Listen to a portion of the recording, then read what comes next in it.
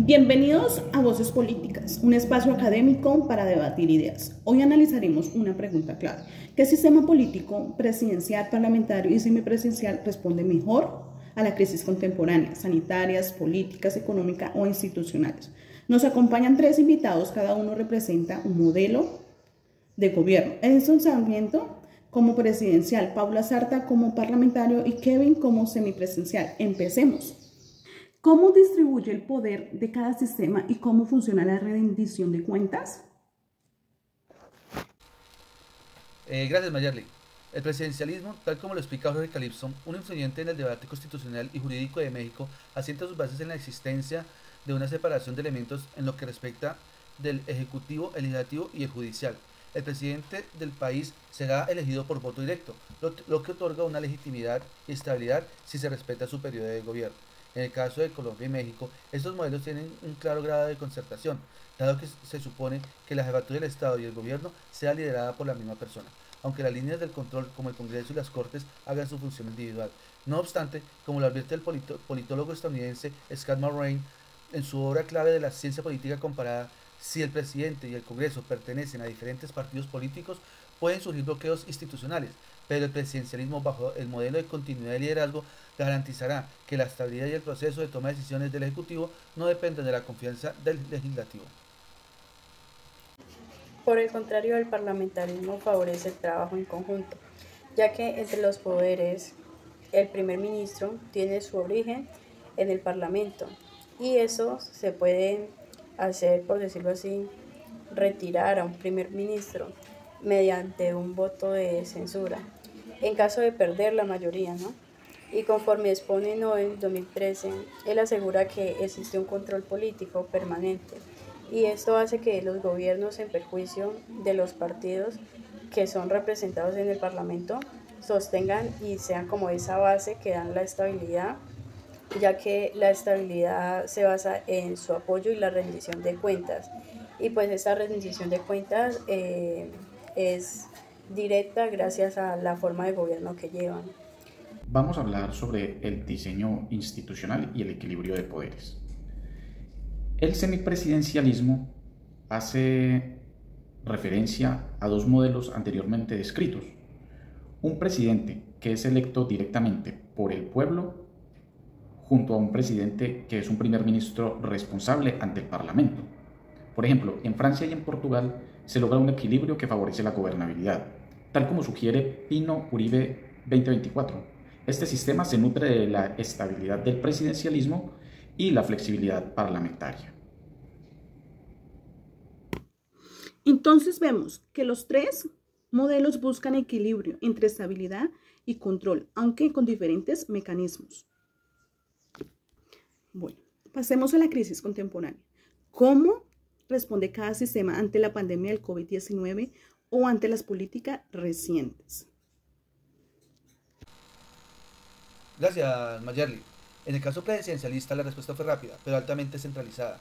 En Colombia, el presidente Iván Duque decretó el estado de emergencia, puso en marcha programas como el ingreso seguro y creó el Fondo de Mitigación de Emergencias, al tiempo que implementó otras medidas de apoyo social y económico para minorar los efectos de la pandemia del COVID-19. En cambio, en México se analizó la decisión del presidente Andrés Manuel López Obrador de minimizar las restricciones iniciales y priorizar ciertas políticas económicas y sociales sobre el confinamiento estricto, lo cual generó debate sobre los efectos en la salud y la economía, aunque el hecho de no escuchar a los gobiernos locales le trajo fuertes críticas. En el caso del parlamentarismo, las decisiones fueron más discutidas y consensuadas. Por ejemplo, Alemania aprobó planes sanitarios junto al Bundestag, lo que otorgó legitimidad a las medidas. Durante la primera ola, Alemania mantuvo una tasa de letalidad del 1,6%, mucho menor que Italia o España.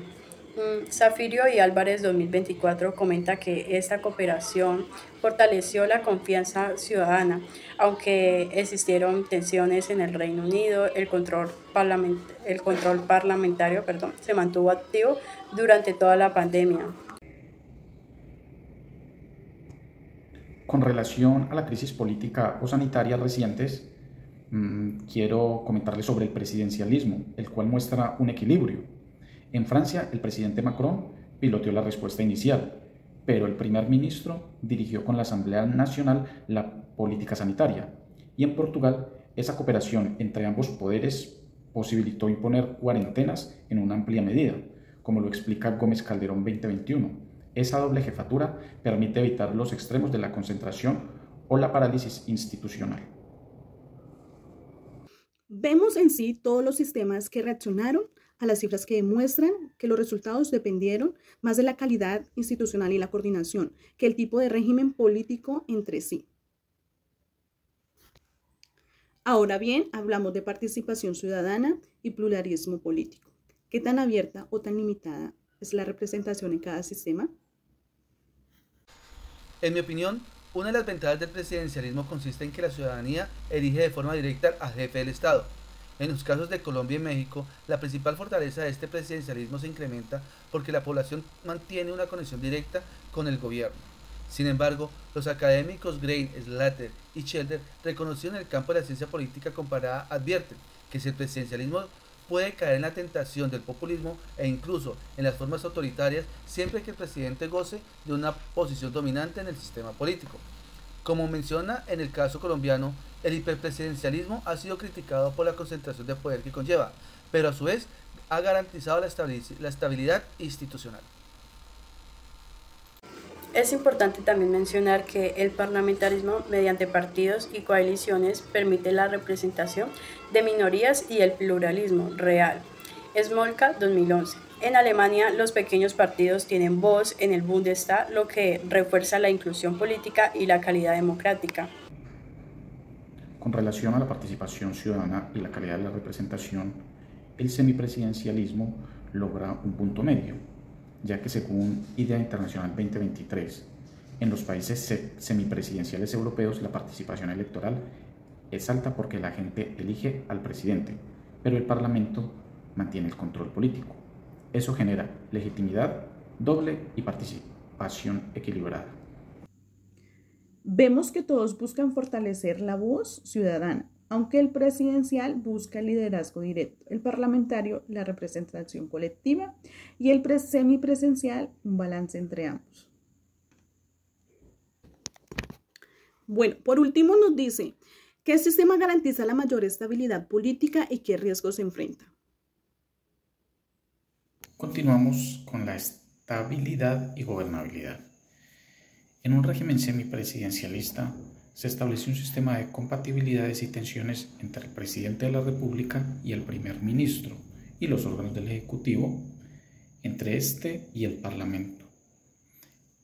Por ejemplo, en Portugal, el semipresidencialismo ha garantizado estabilidad en relaciones entre los órganos del Ejecutivo y los del Legislativo durante décadas. En cambio, en el caso puntual de Ucrania o Rumania, se ha derivado en luchas por el poder, enfrentando a aquel partido que dirige el Ejecutivo con los poderes. El parlamentarismo, en cambio, es más flexible. Si un primer ministro pierde apoyo, ya que el Parlamento puede sustituirlo sin crisis institucional. El autor Puyosa y Chaguaceda 2017 señalan que esa flexibilidad ha permitido que Europa mantenga la estabilidad incluso en medio de escándalos o divisiones internas. Sí, señora, el presidencialismo permite la continuidad temporal del presidente, ya que no depende directamente del Congreso. En el caso de Colombia, el periodo de gobierno no se interrumpe, ni siquiera frente a las protestas sociales.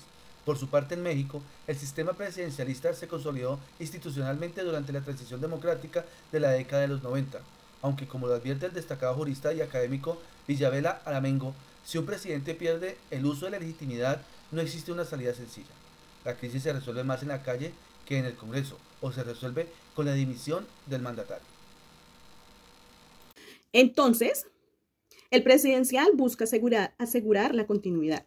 El parlamentario la flexibilidad y el semipresidencial busca equilibrio entre ambos. Para concluir brevemente como grupo, ¿qué aprendimos a comparar estos sistemas?